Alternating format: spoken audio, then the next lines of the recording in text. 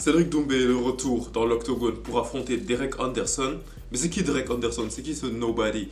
Salut la j'espère que vous allez super bien. Et aujourd'hui, on se retrouve dans une nouvelle vidéo dans laquelle on va juste parler du retour de Cédric Doumbé qui aura lieu ce 17 mai au Bellator contre Derek Anderson. Donc déjà, pour commencer, la première chose dont j'aimerais que l'on parle, c'est le contrat que Cédric Doumbé a eu à signer. Donc, ce qui est intéressant à savoir, c'est que Cédric Doumbé, il vient tout récemment de signer un gros contrat avec le PFL, donc un contrat qui lie Cédric Doumbé avec le PFL pour, ils n'ont pas dit combien de combats en particulier, mais ils ont dit juste que ça va être un contrat qui va durer, tu vois, ça va être un combat qui va durer sur plusieurs années. On reviendra plus tard sur ce sujet pour parler par rapport à l'avenir de Cédric Doumbé. Mais alors, si on en reste sur l'information qui vient de tomber hier nuit, comme je t'ai dit, c'est que Cédric Doumbé va affronter Derek Anderson. Donc, je vais juste checker un petit peu les notes que j'avais prises. Exactement. Donc, le premier point que l'on va aborder par rapport à ce retour de Cédric Doumbé, c'est juste que c'est pas du tout le retour que les gens attendaient. Soyons honnêtes pendant 2 secondes. Tu peux faire autant le connaisseur que tu veux, tu peux faire autant le gros fan de MMA que tu veux.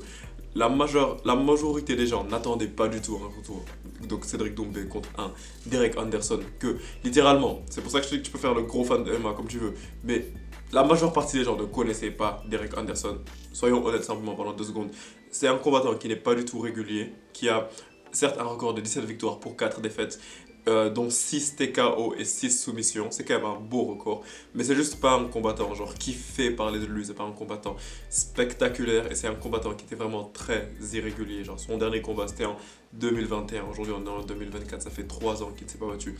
Donc oui, c'est clairement pas le genre de combattant que l'on espérait. Mais je vais un petit peu revenir plus tard pour te dire pourquoi est-ce que à l'heure actuelle je trouve que c'est un très bon match par contre pour Cédric Doumbé. Le combat que les gens attendaient plutôt c'était le combat retour contre Baki. Même si récemment j'avais fait une vidéo, mais franchement mes pronostics sont juste incroyables. Mes pronostics sont juste incroyables. Récemment j'avais fait une vidéo pour parler du fait que Cédric Doumbé je le vois pas affronter Baki, même si la revanche c'est la chose que l'on attend le plus. La revanche entre Cédric Doumbé et Baki aurait juste été une masterclass. Mais en tout cas ce qui est évident c'est que son prochain combat ne sera pas contre Baki. On s'attendait également à voir Cédric Doumbé affronter Jason Jackson, parce que Jason Jackson l'avait bien trash talk, il l'a bien insulté et tout. J'avais fait une vidéo également sur le sujet. Et si on se disait que si ça ce n'était pas possible non plus, on verrait probablement Cédric Doumbé affronter un Magomed Umalatov, qui est à l'heure actuelle champion, mais également ça ne s'est pas fait. Et ce qui est intéressant à savoir, c'est que les deux combattants dont je viens de te parler, qui sont Magomed Umalatov et Jason Jackson, sont eux qui sont partis chercher Cédric Doumbé, sont eux qui sont partis call out Cédric Doumbé, parce qu'ils savent que Cédric Doumbé, peu importe ce qu'on puisse dire sur lui, c'est un petit peu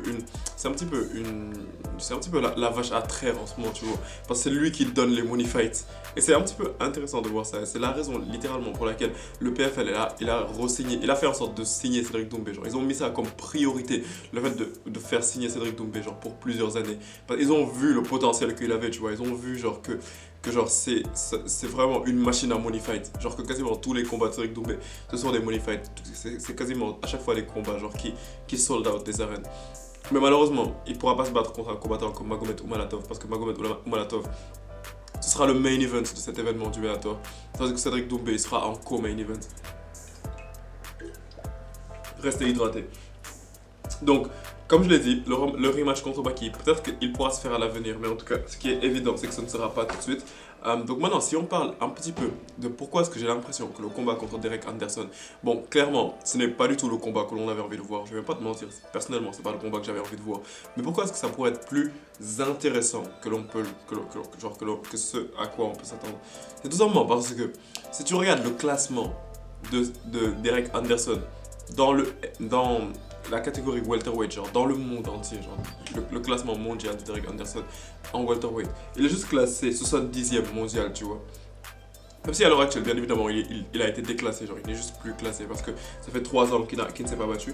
Mais si tu te dis, mais c'est incroyable de se dire que pour juste son 7e combat à l'UFC, non, pardon, pour juste son 7e combat de MMA, Cédric Doumbé, il affronte le numéro, le 70e mondial, de la catégorie welterweight. C'est juste c'est juste incroyable. Parce que la majeure partie du temps, même sur des combattants comme Israël Adesanya et tout ça, à leur 7e combat de MMA, genre ils affrontaient pas des numéros 7. Non, ils n'affrontaient pas des numéros 70. Ils affrontaient des gens qui étaient dans les top 100 et tout, tu vois. Donc c'est un petit peu, ça montre quand même que Cédric Doumbé, il a quand même une certaine influence. Et genre que le PFL est un petit peu de le pousser, est un petit peu en train de le pousser en avant, même si ça en a pas l'air. Et en plus, l'une des raisons également pour lesquelles je me dis que Cédric Doumbé, il est en train de se faire pousser vers l'avant par le PFL, c'est qu'après sa défaite, genre très contestée contre Baki, là j'ai l'impression que ça peut être triste à dire, genre pour Derek, mais bon, je vais pas mentir, genre, dans toutes les personnes qui regardent cette vidéo, je suis sûr qu'il n'y a pas un seul fan de Derek Anderson. Peut-être qu'il y a des personnes qui le connaissaient et tout avant, et genre qui connaissaient Derek Anderson Prime et tout. Mais j'imagine pas vraiment qu'il soit tombé sur un seul fan de Derek Anderson. Donc soyons juste honnêtes pendant 2 secondes. Derek Anderson, il va juste se faire hagra par Cédric Doumbé si on reste honnête pendant 2 secondes. Bien sûr, je vais faire des vidéos d'analyse technique plus tard, genre sur le sujet, en parlant exactement de ces deux combattants, comment ils se battent et comment est-ce que ça pourrait être une victoire facile pour Cédric Doumbé. Mais Cédric Doumbé va juste démonter Derek Anderson d'après ce que je vois. Parce que comme je t'ai dit, certes, il a un record de 7 victoires pour 4 défaites. C'est un combattant qui est en mesure de savoir, genre qui sait se battre en striking et qui sait se battre en grappling. Il a 6 victoires par soumission, 6 victoires par TKO. Mais quand même, genre si tu compares ça à un Cédric Doumbé, genre qui a terminé tous ses combats en moins de 3 rounds, bien évidemment, à part le combat contre Baki. Et également, genre, un autre aspect, genre, par rapport à Derek Anderson qui le met dans le mal, c'est le fait que Derek Anderson, lui, littéralement, il est très inactif. Ça fait 3 ans qu'il ne s'est pas battu, tu vois. Et en plus de ça, même lorsqu'il se battait, il se battait littéralement juste une fois par an. Tu vois, donc ça c'est vraiment, c'est une épine dans le pied de Derek Anderson, si tu vois, genre je veux dire sans mauvais jeu de mots. Et un autre point qui était important, genre, sur lequel j'avais envie de souligner, genre que j'avais envie de souligner, je veux dire, c'est le fait que Cédric Doumbé, le PFL, il est en train de le pousser en avant, un petit peu pour qu'il devienne un des visages du PFL, tu vois. Et ça, j'ai l'impression que c'est une chose qui pourrait être très intéressante. Parce que la raison pour laquelle ils sont en train tant de le pousser en avant, c'est parce qu'ils se rendent compte que, à quel point, genre, Cédric Doumbé, c'est une personne qui sait vendre un combat, tu vois, à quel point il est médiatisable. Et c'est littéralement la raison pour laquelle ils l'ont fait signer pendant autant d'années que ça. Et je t'avais dit qu'on allait revenir sur ça, genre, un peu plus tard dans la vidéo. Mais c'est par rapport à la durée du contrat, genre, qu'on l'a fait signer avec, genre, qu'il a signé avec le PFL. Comme je te dis, d'habitude, reste hydraté.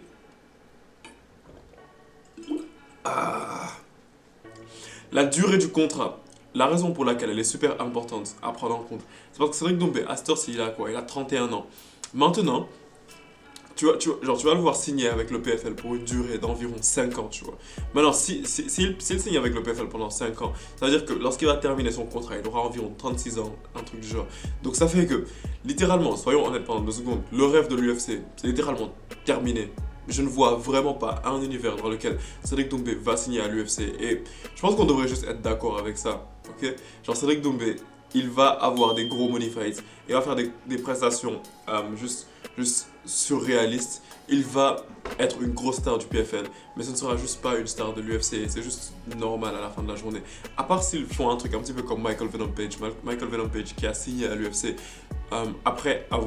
juste après avoir fait ses dingueries et tout au Bellator, et donc qui a signé à l'UFC vers 35 ans je pense, si je ne m'abuse, je pense qu'il a bien 35 ans. Qu'il avait bien 35 ans, je veux dire, lorsqu'il a signé avec l'UFC. Ce qui n'est pas la chose la plus recommandable, parce que signer à l'UFC lorsque tu es dans ton prime, ou lorsque tu es à la fin de ton prime, ouais, c'est un petit peu dangereux. Parce que les combattants de l'UFC, d'habitude, ils atteignent leur prime vers 30 ans, tu vois. Donc, ouais, en gros, et le dernier point sur lequel j'avais envie d'insister, c'était juste par rapport à l'internationalisation. Et je trouve que c'est un truc très important cette fois-ci, genre que Cédric Doumbé ne se batte juste pas contre un autre combattant français, parce que c'est un truc sur lequel, genre, si tu suis la chaîne depuis un moment, tu vas te rendre compte que je me plaignais de ça depuis vraiment très longtemps. Que Cédric Doumbé, genre quasiment tous ses combats sont simplement contre d'autres combattants français. C'est un petit peu comme si vous êtes en train de vous mettre des bâtons dans les roues les uns les autres, alors que ce que vous êtes censé faire, genre plutôt, ce serait de chercher l'internationalisation, tu vois, de chercher à t'ouvrir à d'autres marchés, de savoir te vendre à l'international et tout. Et surtout que dans ce combat, ça va franchement être une dinguerie. Comment j'imagine que, en tout cas, la majeure partie de la France va être derrière Cédric Doumbé et va le pousser, genre, et montrer littéralement, genre, l'impact qu'il a dans le monde, tu vois.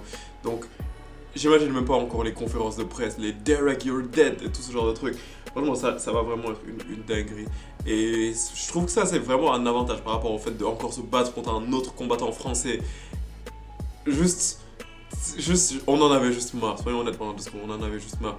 Même si je suis quand même complètement déçu du fait qu'il n'y a pas eu la revanche entre Cédric Doumbé et Baki, j'ai l'impression que c'est un combat genre que l'on aurait juste dû voir, parce que j'ai tendance à le dire, mais je le répète encore, c'est un combat où on a, genre, où, littéralement, il y a juste les fans qui ont perdu dans ce combat. Parce que si Cédric Doumbé, il avait eu sa revanche, il aurait gagné, que ce soit financièrement, parce que littéralement, ils auraient sold out n'importe quelle arène que tu veux, que ce soit le Parc des Princes, le Stade de France, n'importe quoi, ils l'auraient sold out.